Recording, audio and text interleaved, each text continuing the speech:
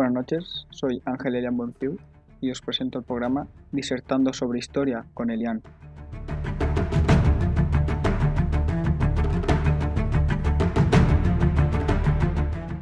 Hoy hablaremos sobre la batalla de Nicópolis, o también conocida como la Cruzada de Nicópolis, llevada a cabo el año 1396 entre un ejército cruzado y el Imperio Otomano.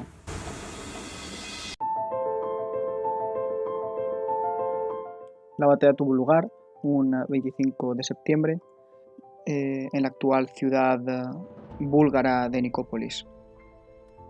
El ejército cruzado, que contaba con tropas húngaras, búlgaras, valacas, francesas, alemanas, croatas, incluso algunos pocos castellanos y aragoneses, unieron fuerza para intentar derrotar a los otomanos. A pesar de esto, para hablar bien sobre esta batalla, lo mejor será remontarnos a la batalla de Kosovo, que se dio a cabo en el año 1389 entre el Principado de Serbia y el Imperio Otomano. En esta, una gran cantidad de tropas, tanto serbias como otomanas, perecieron en batalla, pero a pesar de esto, los otomanos se alzaron con la victoria. Los dos líderes de ambos bandos perecieron en batalla, tanto Lasar como el príncipe Lasar como el sultán Murad I. Y lo sucedió Beyazid I. Tras esta, los otomanos se encontraban debilitados, pero al ser un imperio tan grande, vasto y próspero, seguían teniendo las fuerzas necesarias para seguir conquistando y ganando territorios en los Balcanes y apoderarse de ese territorio europeo.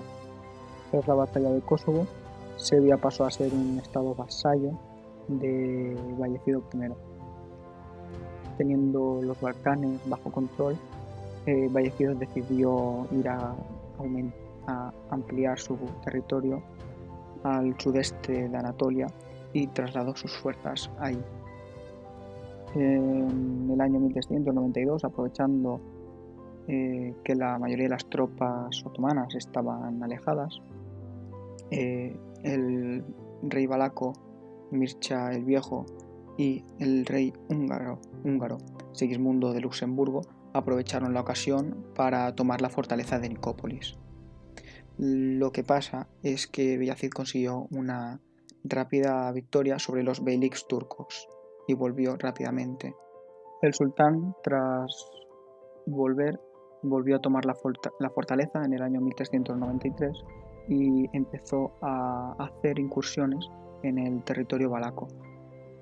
Y es que, a pesar de que Mircea consiguió derrotar al sultán hasta en dos ocasiones, en la batalla de Robine, 1395, y en la batalla de Caranovasa, que se dio el año 1394, el rey Sigismundo vio que necesitaría ayuda para parar a los otomanos, por lo que convocó una cruzada.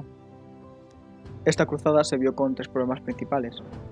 El primero de ellos, la Guerra de los 100 años, que llevaba ya décadas dándose entre ingleses y franceses y en la que muchos vecinos estaban involucrados. Otro problema, podríamos decir, que era el cisma de Occidente, donde había dos papas. El Papa de Roma, que a día de hoy todos conocemos, y el Papa de Avignon. Como tercer problema, tenemos que tanto la Iglesia Católica como la Ortodoxa se guardaban un gran rencor por disputas del pasado, disputas que podemos tomar o comentar en otra emisión.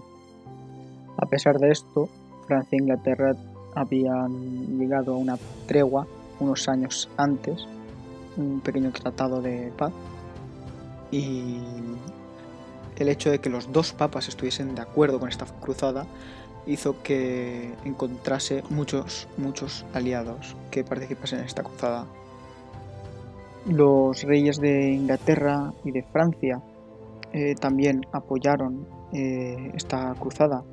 También el señor feudal más poderoso de Francia, el duque de Borgoña, Felipe. Los borgoñones formaban el núcleo del ejército cruzado y estos serían dirigidos por el hijo de este llamado Juan, o su nombre en francés, Jean. Felipe, a sabiendas de que su hijo Jean era muy inexperto en temas bélicos, decidió que le acompañarían comandantes ya experimentados en batalla. También las armadas de Venecia y Génova y grupos más pequeños de caballeros, tanto de Inglaterra como de Aragón o Castilla, como mencioné anteriormente. También había polacos, bohemios y algunas pequeñas unidades de la Orden Teutónica. La mayor parte del ejército cruzado llegó a la ciudad de Ratisbona en abril de 1396, con la intención de usar el río Danubio para llegar hasta Buda. Llegaron a la capital en julio, donde las tropas de Segismundo se unieron al ejército. Un grupo secundario del ejército cruzado, formado por tropas venecianas y genovesas. Al mismo tiempo también habían caballeros hospitalarios, si no me equivoco. Convergieron en Rodas para entrar en el Mar Negro y ir a través del río Danubio hasta la ciudad de Nicópolis. En septiembre, el ejército cruzado entró en Bulgaria, y más concretamente a la ciudad de Vidin, donde tanto la pequeña guarnición otomana que había como la población local intentó rendirse, llegando a un acuerdo con el rey Sigismundo. Este no lo respetó, masacrando a las guarniciones y a miles de ciudadanos, tanto musulmanes como cristianos ortodoxos. El 8 de septiembre, concretamente, la flota hospitalaria llegó a Nicópolis y 2 días más tarde los cruzados empezaron el asedio.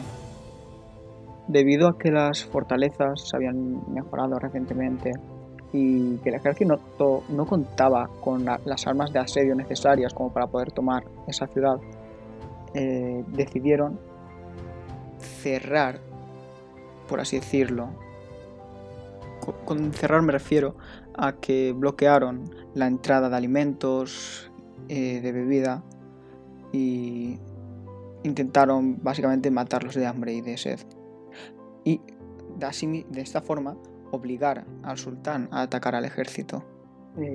Vallecido I se encontraba sitiando la ciudad de Constantinople cuando el ejército cruzado pasó a través de los Dardanelos. De esa forma se enteró y levantó el sitio. Lo primero que hizo el sultán fue pedirle a Stefan, el príncipe de Serbia, que era su vasallo, que viniese lo más rápido posible al encuentro con sus tropas. Para el 24 de septiembre, Bayezid y Esteban estaban en las cercanías de Nicópolis. Hablar de cifras en esta batalla es algo complicado, debido a que las fuentes antiguas son muy exageradas a la hora de hablar de esto, y esto crea mucha confusión. Pero teniendo en cuenta que parte del ejército de Segismundo se quedó en Hungría y que la base del ejército eran borgoñones, se cree que las cifras pueden estar entre 20.000 y 25.000 soldados cruzados. Y teniendo en cuenta que el sultán perdió una gran cantidad de tropas en la batalla de Kosovo, podríamos decir que sus tropas, la cantidad de tropas, era parecida a la del ejército cruzado. Pronto, el grupo de exploradores de Mircea avistó la delantera del ejército otomano. Él avisó a Kunsi de que se escondiese en el bosque y Mircea los atrajo. Allí les tendieron una emboscada que ayudó a aumentar la confianza de los cruzados. Los nobles franceses cortaban los oídos de cualquier soldado que hablara sobre el rumor de que Bayezid estaba en camino, ya que podía desmoralizar al ejército cristiano que estaba sitiando la ciudad. Pero Mircea, al volver, después de tender esa emboscada, les avisó de que el sultán estaba en camino. Segismundo, al enterarse de la noticia, decidió armar un consejo de guerra. Durante el consejo, Segismundo se alzó con una idea, un plan para derrotar al ejército otomano, donde sugería que la infantería valaca debería formar parte de la primera línea, debido a que estos ya tenían experiencia en combate contra los turcos. La caballería de élite pesada formaría parte de la segunda línea, esperando el momento adecuado para poder lanzar el ataque y destruir y marchar a través de las filas de Bayezid. Los húngaros y los contingentes aliados serían como una especie de apoyo para el ataque y protegerían los flancos de los posibles ataques de la caballería sipahi. Sabiendo cómo peleaban los turcos, Mircea decidió aceptar el plan, estaba completamente de acuerdo, pero apareció una gran oposición por parte de los nobles franceses. Y es que ellos veían una mancha en su honor que los pusiesen en la retaguardia. Ellos querían liderar el ataque. Aseguraba que los valacos y los húngaros querían llevarse toda la gloria de la victoria. A tan solo unas horas de que Bayezid apareciese, los cruzados decidieron ejecutar a miles de prisioneros capturados en Rájovo. Finalmente, la formación de los ejércitos cruzados fue la siguiente. Los caballeros franceses formaron parte de la primera línea. Los húngaros se encontraban en la retaguardia, los valacos en el flanco izquierdo y las tropas de origen transilvano en el derecho. Bayezid, por su parte, decidió poner a la caballería ligera Akinji al frente del ejército. La infantería regular se encontraría en la segunda línea y un contingente de unos 1000 genízaros, que eran la infantería de élite, se encontrarían en la retaguardia. La caballería sipahi de Rumelia y de Anatolia se encontrarían en los flancos. Más atrás, en el centro, estaban los sipahis capiculu, que eran la élite de la élite, los que se comparaban con los caballeros pesados que nos encontrábamos en el occidente de Europa. A la izquierda se encontraban los caballeros serbios, vestidos con armaduras de placa. Eran el único contingente que podía hacerle frente a las pesadas armaduras francesas. Segismundo avisó que sus exploradores llegarían pronto con nueva información sobre el posicionamiento y cifras de los enemigos, pidiendo que el ataque se atrasase 2 horas. Neves formaría un consejo apresurado donde los caballeros más experimentados y veteranos formarían parte. Ellos pensaron que la decisión más sabia sería hacer caso a los deseos de Segismundo, mientras que los más jóvenes presumían que Segismundo solo quería los honores de batalla, de victoria para él solo. Asimismo, los jóvenes caballeros acusaron a los veteranos de que sus consejos no mostraban sabiduría, sino temor. Esta discusión rápidamente se convirtió en un concurso de gritos, hasta que de repente uno de los caballeros franceses gritó: «¡Adelante, en nombre de Dios!». Segismundo, desconcertado por la repentina decisión de avance por parte de los franceses, dio la señal de apoyar a la caballería francesa en su carga. Los otomanos podían observar cómo miles de caballos completamente armados, al mismo ritmo unísono, avanzaban hacia ellos. Realmente deberían haber sido unas vistas completamente aterradoras. En Nicópolis, el terreno era estrecho y no permitía maniobrar completamente la caballería por culpa de las montañas y los bosques que rodeaban el campo de batalla. Debido a esto, la carga francesa fue completamente letal. La caballería Akinji intentaba defenderse lanzando flechas, pero no consiguieron absolutamente nada antes de que la violenta carga francesa los destrozara completamente. Los que más daño sufrieron fueron los que los que intentaron aguantar la carga directamente de los franceses. Estos se retiraron hasta la primera línea de infantería, mientras que el resto se retiraron por los flancos.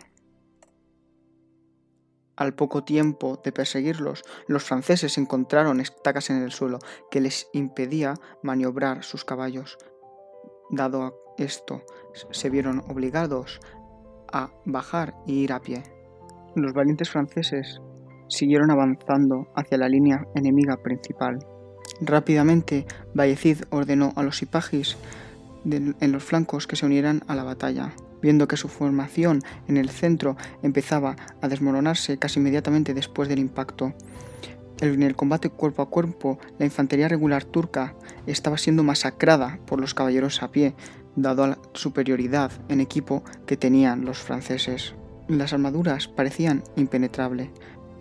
Aun habiendo mandado a los sipahis a ayudar a la infantería, los franceses siguieron avanzando, pero esta vez con algunas pérdidas. Esto sorprendió incluso a Bayezid. Era tal la ferocidad con la que atacaban los franceses que los caballos de los sipahis se vieron ahuyentados. Bayezid ordenó a lo que quedaba de los akinjis, su infantería y la caballería sipahi a formar una especie de línea defensiva que evitase que los húngaros pudiesen reforzar la vanguardia cruzada. Los caballeros más experimentados y veteranos pensaron que lo mejor, llegados a este punto, sería parar el avance y encontrarse con Segismundo una vez asegurado su línea de vanguardia. Pero los caballeros más jóvenes convencían al resto del ejército de que ellos debían seguir avanzando porque estaban casi seguros de que la victoria estaba al caer. Dándose cuenta que habían llegado a un punto crítico de la batalla, el sultán decidió enviar a los sipahis Capiculu, la élite de la élite. Estos rodearon completamente a la línea que formaban los franceses, atacándolos por la espalda y capturando a Jean de Nevers. A pesar de que las tropas estaban desanimadas, decidieron seguir luchando. Segismundo, al ver caer el estandarte de John, ordenó una carga completa de toda su línea, en un intento desesperado de tener contacto con la caballería francesa. Las tropas valacas y transilvanas, que daban la batalla ya por perdida, prefirieron retirarse y perseverar sus fuerzas para un futuro ataque otomano. A pesar de la retirada de estos dos contingentes, la batalla no se había terminado.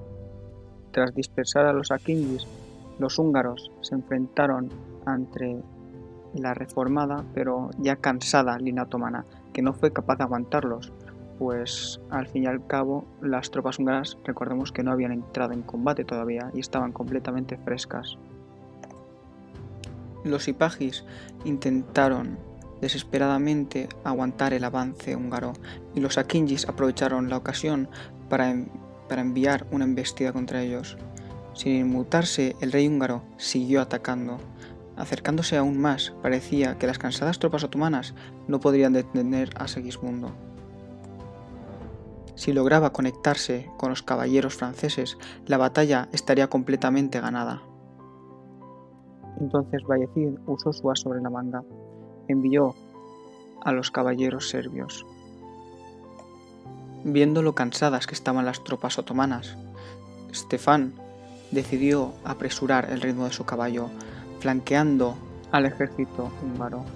La carga fue completamente devastadora, hasta el nivel que todo el ejército húngaro tuvo que retirarse también de la batalla, más concretamente hacia el río Danubio, donde estaba la flota.